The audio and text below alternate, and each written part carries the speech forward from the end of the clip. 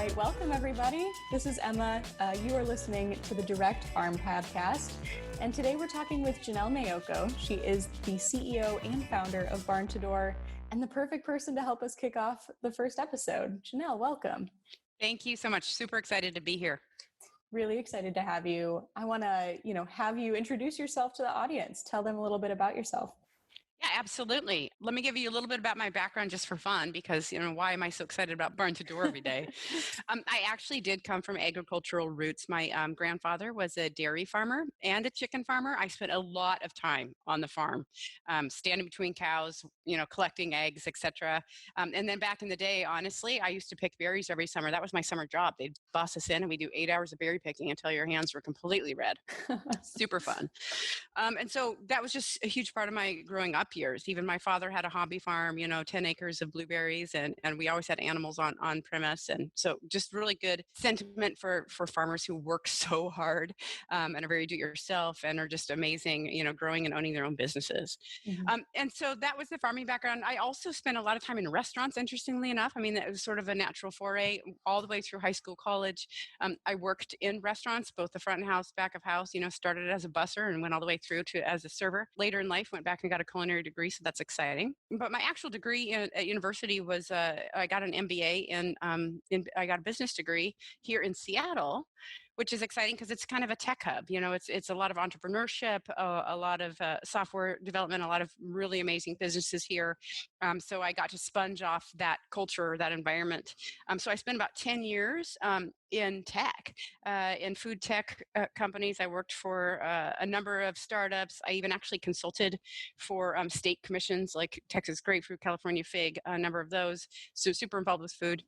After about 10 years, I dipped out and went back to culinary school, as I mentioned, to become a trained chef because it was just a lifelong dream. I've always had such a deep passion and appreciation for food. The change happened when I went to culinary school because when I came out of that, I was actually trying to source food directly from farmers. I'm like, I want the good stuff, I don't, Right. and I know it tastes better when there's love put into it from a sustainable agriculture standpoint and just, more nutritious and clean food.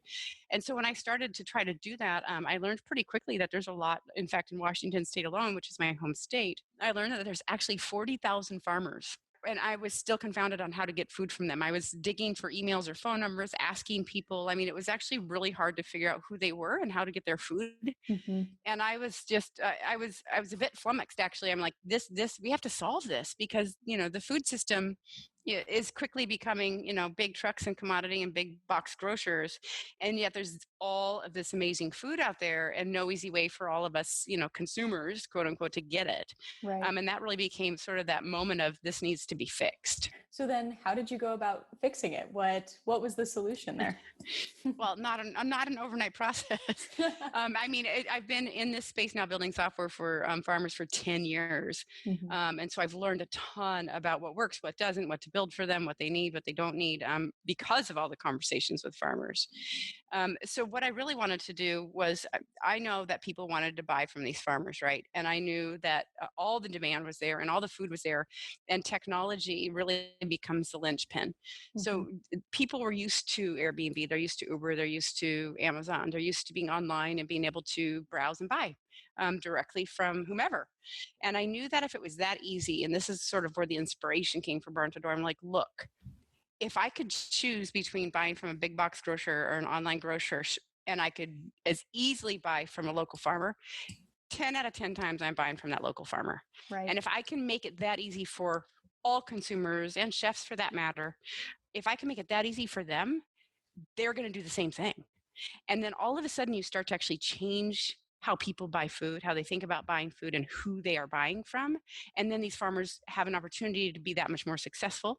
And I just needed to make it easy for them, right? I needed to build that piece in between so that farmers could be successful and have their food online in front of people the way people are used to it. Absolutely. We know that everyone wants to buy local food, right? When it comes to that decision, that's a pretty easy one for people to make. They want to buy local food. They want to support local farms. But what were some of the trends that you saw that needed addressing in order to, like you said, bridge that piece? Well, I have to say the interesting thing, and I didn't mention this before, but the first 10 years of my career, while I was working for various companies around the Seattle area, I actually was a food blogger on the side for 10 years, literally when blogging became a thing. I'm like, I need to figure this out. These are online relationships, online social communities. What's this all about? So I was actually a relatively popular food blogger. In fact, I often got flown around to be a quote unquote influencer for these different companies to Very help cool. promote them. So an amazing thing, but here's the catch. People love to talk about food. I mean, farmers are in the industry that everybody on Instagram and Facebook and all, food bloggers I think is probably the biggest group of bloggers out there. And there's a reason. It's because people love to talk about food. And so farmers have this kind of gangbusters opportunity online from a word of mouth perspective for people to share. Oh, I bought from this farmer. Oh, I bought from this farmer. Look at the picture of, what I just bought.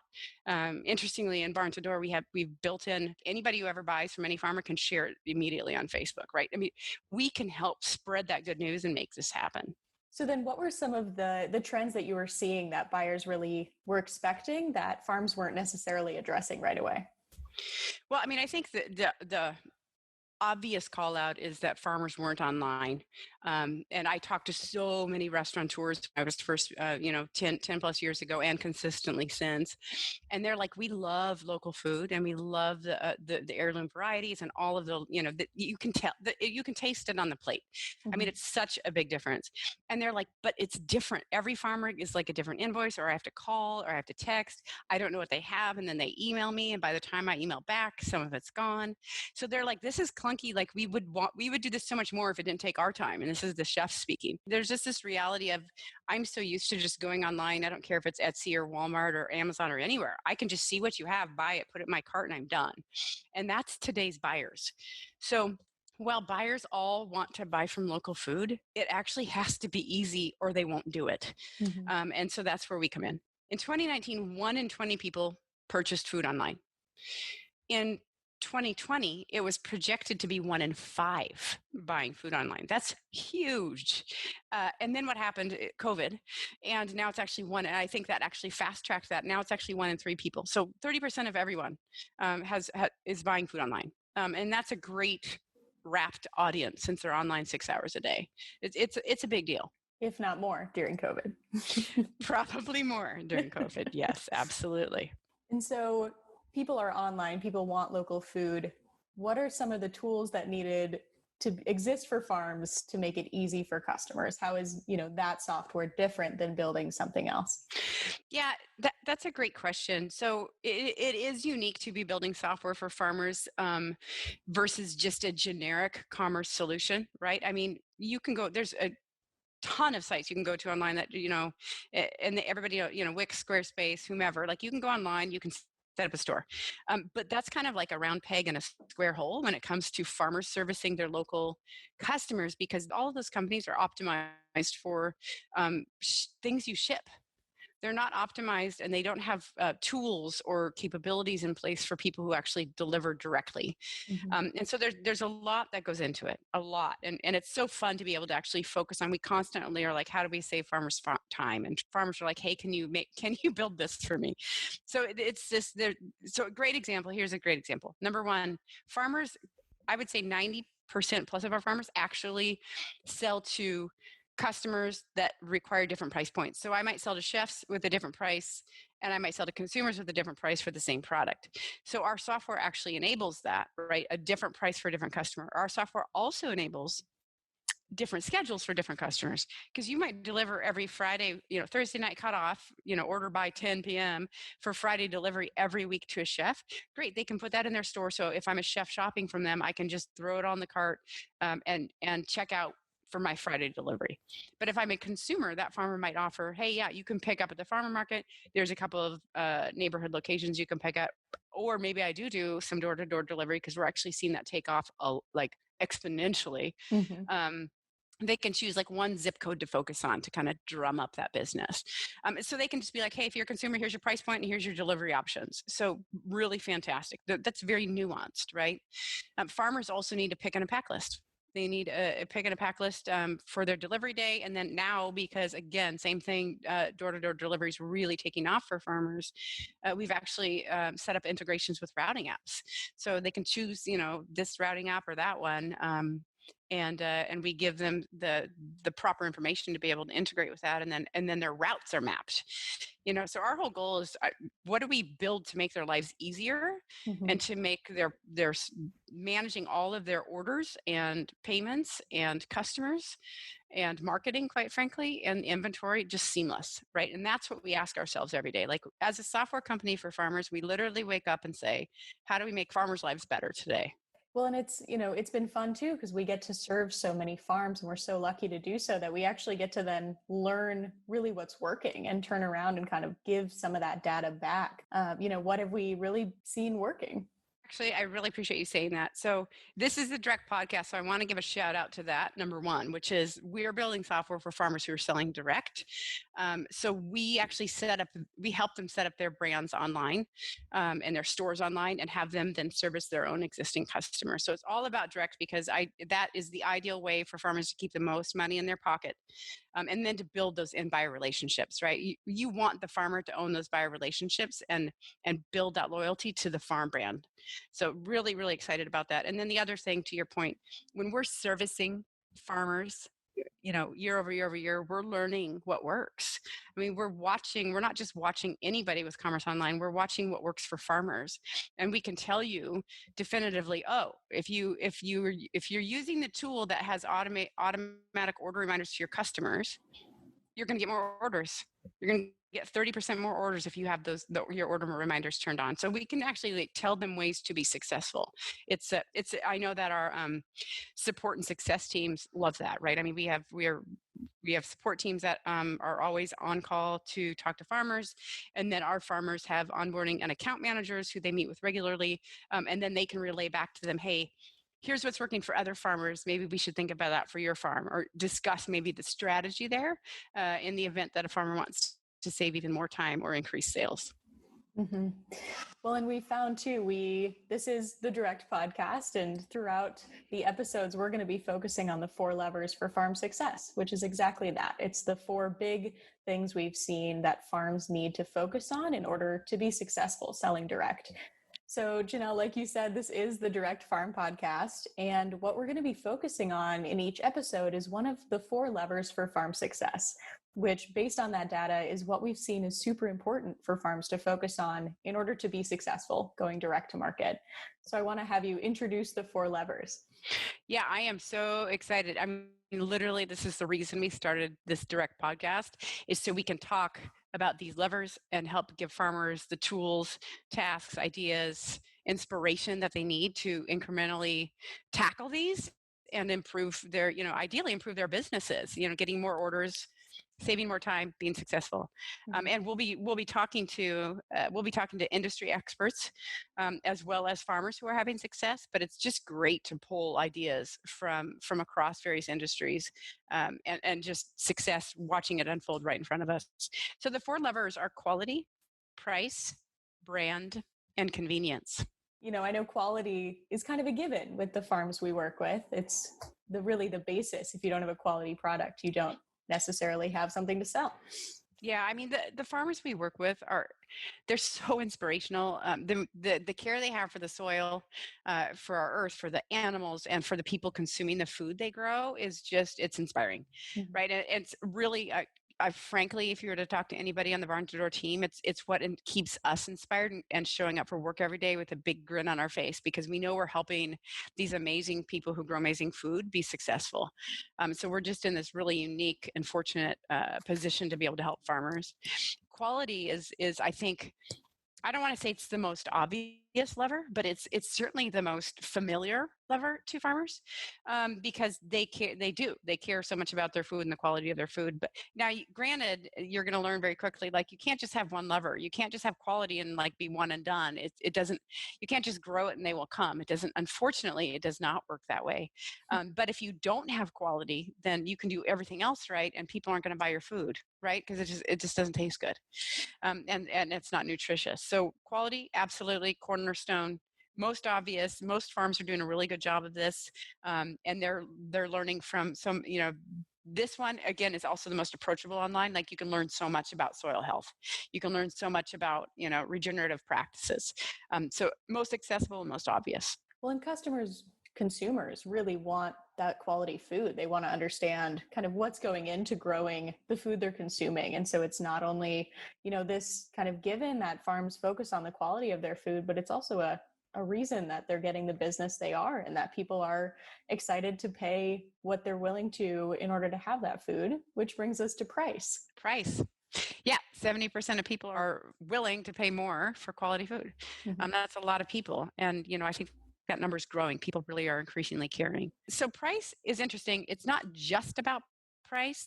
Price is a combination of your product mix, your packaging, and the purchase and buying experience, right? So price is really all about keep it simple. Mm-hmm. If you have to over-explain things to customers, you're going to lose customers.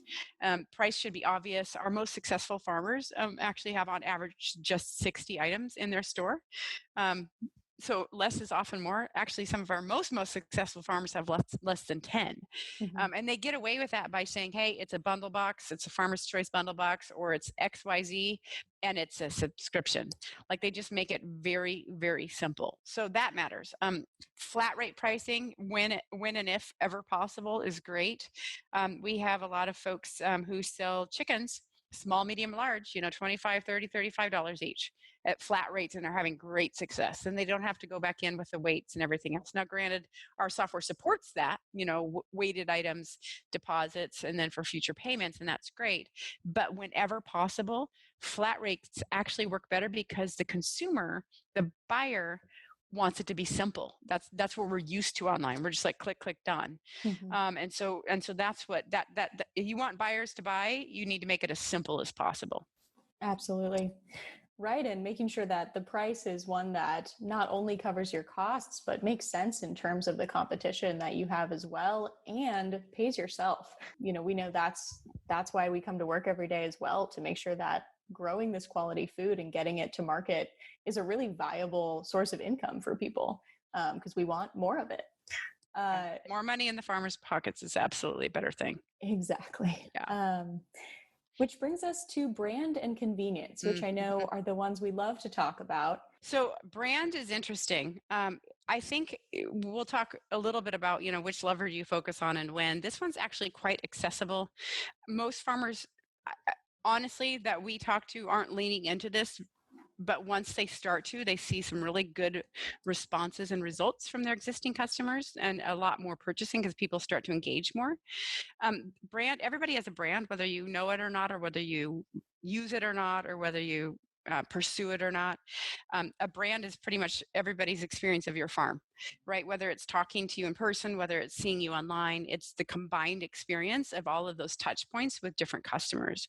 And so the reason we get most excited about brand is because we know how important brands are in today's day and age of people wanting to relate to brands, wanting to be loyal to brands, and getting excited about brands. And think of microbreweries, for example. I mean, people love their beer, and they love their local beer, and they're proud of that, and they buy it, and they go out of their way to buy it. During COVID, for example, I'm like going out of my way to buy from restaurants or coffee shops that I love to support them. Mm-hmm. We're seeing the same thing in the food industry. Farmers are, in some cases, we've seen a lot of farms selling out because they not only have customers that love them, but that are buying and proud to support them. So brand is a big opportunity for farmers. It's where they can outshine, like I said, microbreweries can outshine big commodity beer brands, right? People would way rather do the local microbrewery brand than some, big national brand that isn't very personal. Mm-hmm. So this one, the farmers have all the pieces. That's why I love it when farms sign up with Barn2Door, because we walk through and get their brand set up on all channels, and we talk a lot about their brand and how they can promote it and engage their customers to build those loyal relationships. Because customers, if they connect with your brand, are actually 3 times more likely to become a repeat purchaser, and 3 times more likely to refer you to their friends. So brand is a beautiful way to grow your business. Mm-hmm. And it's so fun too to see, to work at Barn2Door and to see these farms come on that all have these very distinct, personalities to their business, and to see the way that we can then bring those online. And, in our Direct 2020 conference, Nona Jones spoke on brand, and she was mentioning that, digital spaces are spaces where real people are. Those are real interactions. And that's just so important to remember, that you are building that loyalty between you. You're building a relationship with your customer, and that happens online too. This is one thing I learned too when I was a blogger is, you build such strong relationships online. I mean, social is social. I mean, Mhm. you literally, that is what it's about. It's about relationship building. And what's interesting and unique is we're used to in person, but online is a really powerful way to build relationships, but also a way to meet new customers, right? That you would never otherwise meet. So there's just, if you have your brand sort of stood up online.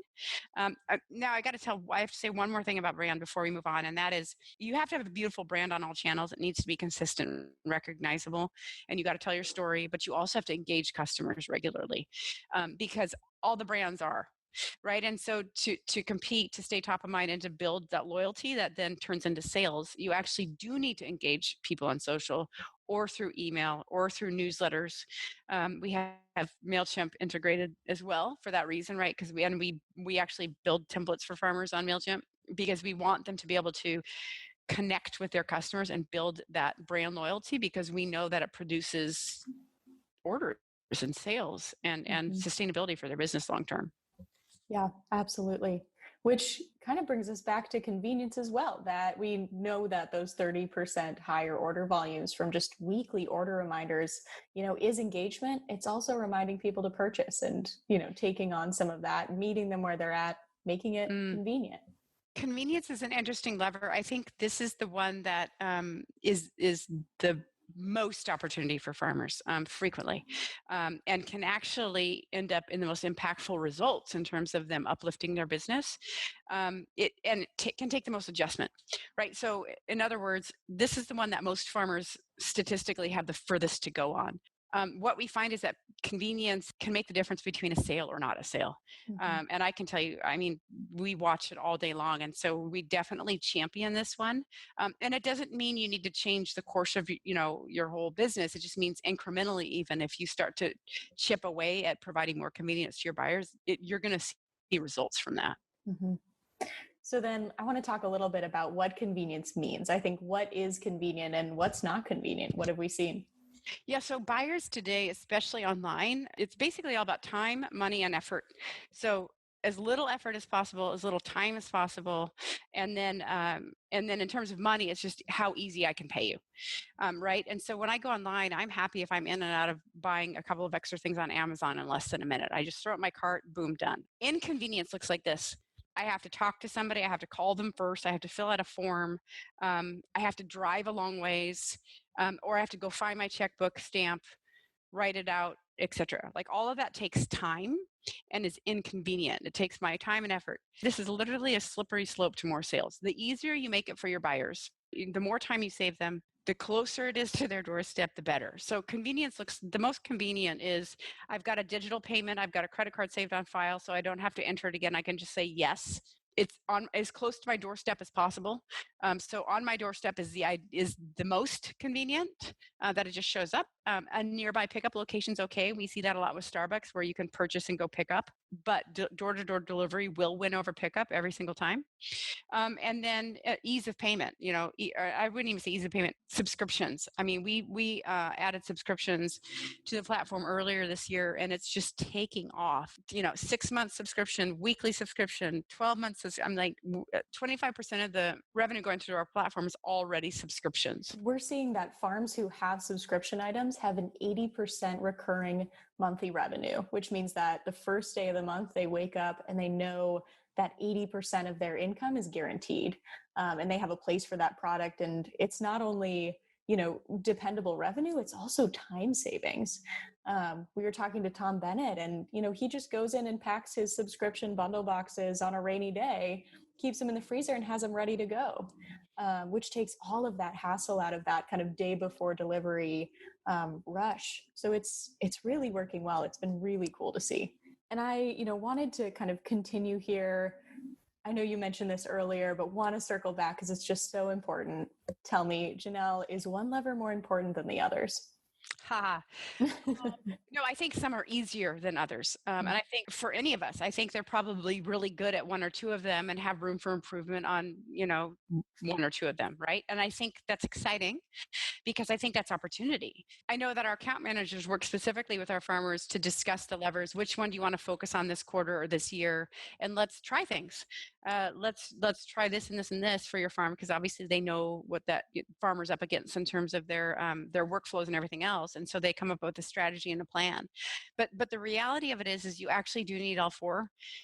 You can do brand, price, convenience well, but not have quality, and people ultimately aren't going to be as loyal because it's not as good. If it's really clunky to purchase and the pricing is confusing online, you're going to lose orders. So incrementally there will help you make more sales. I would say quality, farmers are already pretty good at that and they're working on it. Brand, I feel like, is low-hanging fruit, because the farmers have the pieces there. They have the passion. They have the amazing product. All the pieces are there. We help them set up, and other farms who aren't even working with Barn2Door hopefully have their brand across all channels online.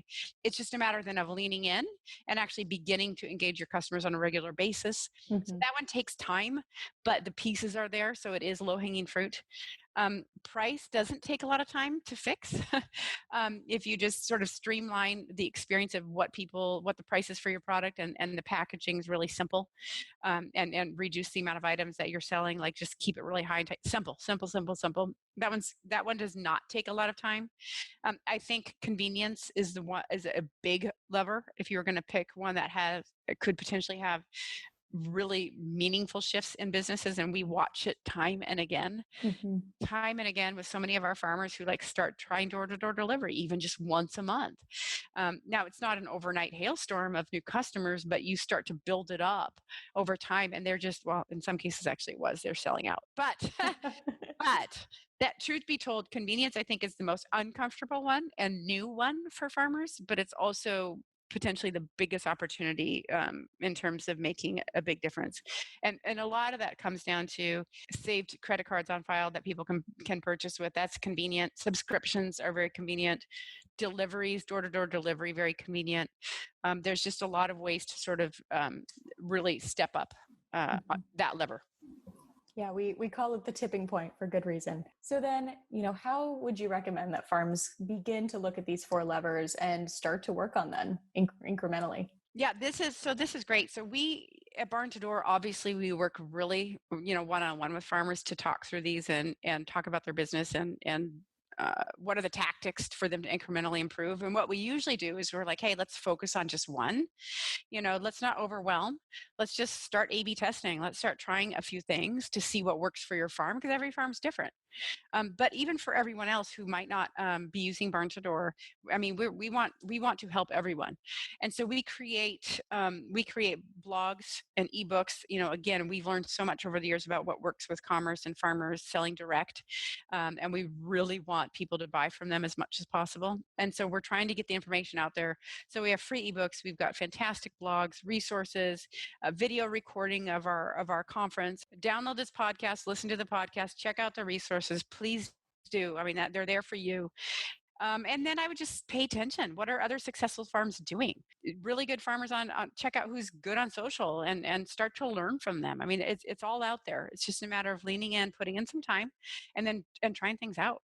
And we're going to continue to try things out with you. We're going to continue putting those resources on this podcast. And there is truly no one better to help us kick this off than Janelle. So thank you so much for joining us. This was really fun.